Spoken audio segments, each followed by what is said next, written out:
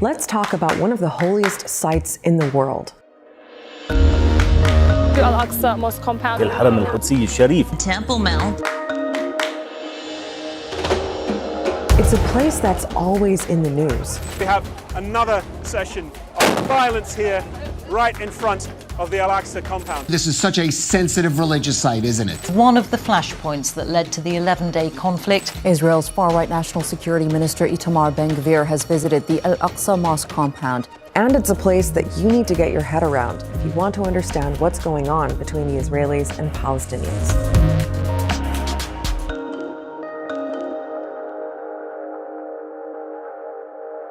Here's the old city in occupied East Jerusalem, the place where Islam, Judaism, and Christianity all intersect. There are several sites here that are holy to all three, including this big compound that rises above everything else. Jews call it the Temple Mount. Muslims call it Al-Haram al-Sharif, which means the noble sanctuary, or the Al-Aqsa Mosque compound, or sometimes just Al-Aqsa. Now, right in the middle of everything is the Dome of the Rock. It's an Islamic shrine where Muslims believe the Prophet Muhammad ascended to heaven. And here is the Al-Aqsa Mosque itself. It's got a huge prayer hall with space for 5,000 worshippers. The Al-Aqsa Mosque got its name from a reference in the Quran that refers to a mystical night journey that the Prophet Muhammad made from Mecca to Al-Masjid al-Aqsa, which means the furthest mosque. And that was generally understood to be in Jerusalem. Jerusalem was the location of the first direction of prayer for Muslims and was later changed to Mecca. Because of that, the Al-Aqsa Mosque compound is the third holiest site in Islam after Mecca and Medina. In Christianity, the site matters because of its significance in the Old Testament and because Jesus would have spent time there. And it's also the most holy site in Judaism. It's where two ancient Jewish temples once stood. The first was destroyed by the Babylonians. The second stood for almost 600 years until it was destroyed by the Romans in the 1st century. And according to Jewish teachings, the mount is where a third temple should be built when the Messiah, a savior figure, is sent by God. Now, for most of the last 800 years, the compound was controlled by Muslim rulers and wasn't accessible to non-Muslims. Traditionally, Jewish law actually forbids Jews from entering or praying inside the Temple Mount because it's considered so holy, a place of divine presence. So Jews pray outside the compound at the Western Wall, which is thought to have been part of the Second Temple. Even to this day, the overwhelming majority of Orthodox rabbis will say, you are not allowed to visit. What this means is that throughout the millennia, the Temple Mount for Jews was a focus of devotion, but there were no particular demands pending the coming of the Messiah. All of that changed in 1967.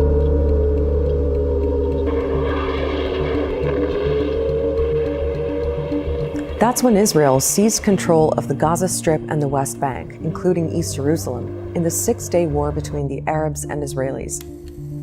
But when it came to Al-Aqsa, the Israelis stuck with an arrangement that kept something called the Waqf in charge. It's an Islamic trust that's run by Jordan. Jordan would retain control over the actual compound itself, the Al-Aqsa Mosque, its custodianship, its administration, its upkeep, who could access the site, who couldn't access the site, prayer and worship. And that whole arrangement is wrapped up in this idea known as the status quo. It's a Latin phrase which means the situation as it is now.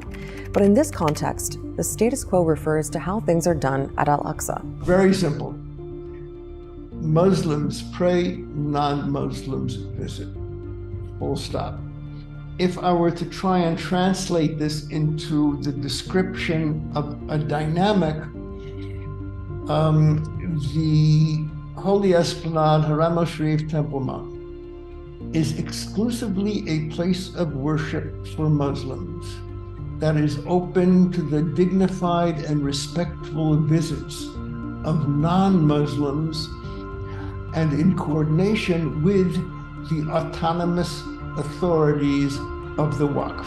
That's the theory anyway. What actually happens in practice is another thing.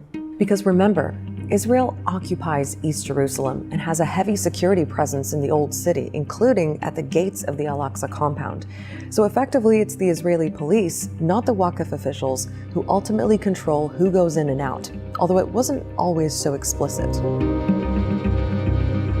There was a shift in the early 2000s after the Palestinian uprising against the Israeli occupation known as the Second Intifada. We saw Israel then controlling not only the vicinity around the Al-Aqsa Mosque compound, but also the Al-Aqsa Mosque compound itself, taking control over security, access, and allowing increasing numbers of Jews to access the site. The change in the Israeli perspective is, we're not your guests, we're your landlord.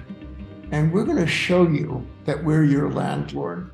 And what we're seeing is Israel increasingly exercising that control, and more accusations that they're breaking the agreed conventions of the status quo. So there are lots of ways that the status quo has been violated. Restrictions on Muslim worship, which is something that the Israeli occupation imposes quite frequently.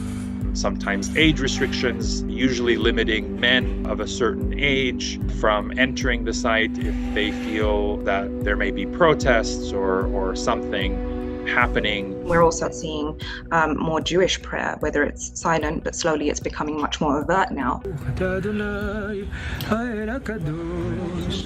There is Jewish prayer. I've seen it daily.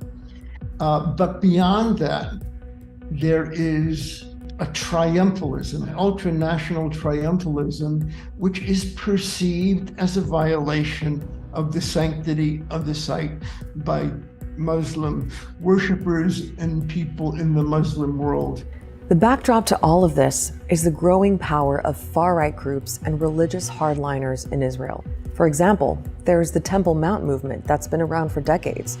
It brings together a range of groups who want to overturn the status quo. Throughout the years, that fringe became less of a fringe, and during the 1980s and the 1990s began to go mainstream, and today it is not only not a fringe, it is in power. So you've got people like the new National Security Minister, Itamar Ben-Gvir, who entered the Al-Aqsa compound after only a few days on the job. He says the arrangements that limit Jewish access are racist.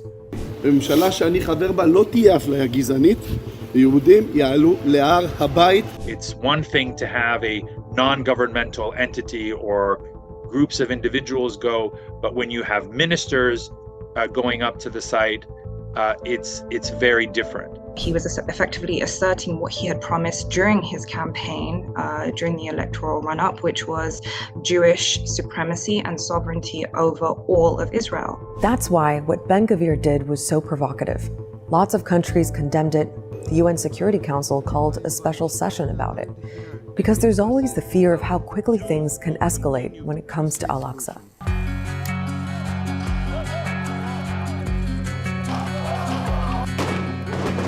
Like in the early 2000s, when a visit by the then opposition leader Ariel Sharon triggered the Second Intifada.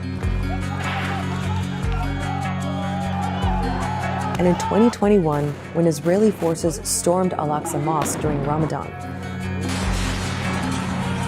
It all spiraled and led to an 11-day Israeli war on Gaza.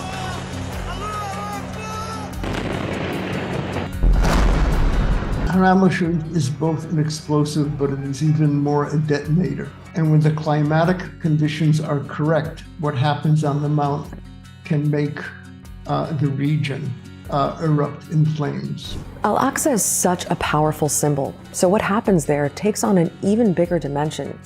And for Palestinians, it's become emblematic of their wider struggle, the constant chipping away of their rights, their land, and their identity. Didn't get to 700,000 Israeli settlers in the occupied territories overnight. It happened house by house, brick by brick, road by road, settlement by settlement. And so that's what's happening with the status quo. It's being eroded bit by bit.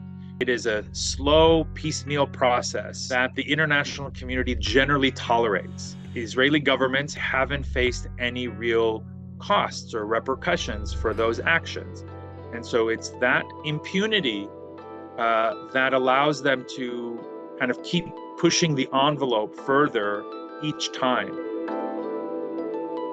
Check out our recent episode on what's happening in Iran, and make sure to subscribe to this YouTube channel to get notified the next time there's a new episode of Start Here.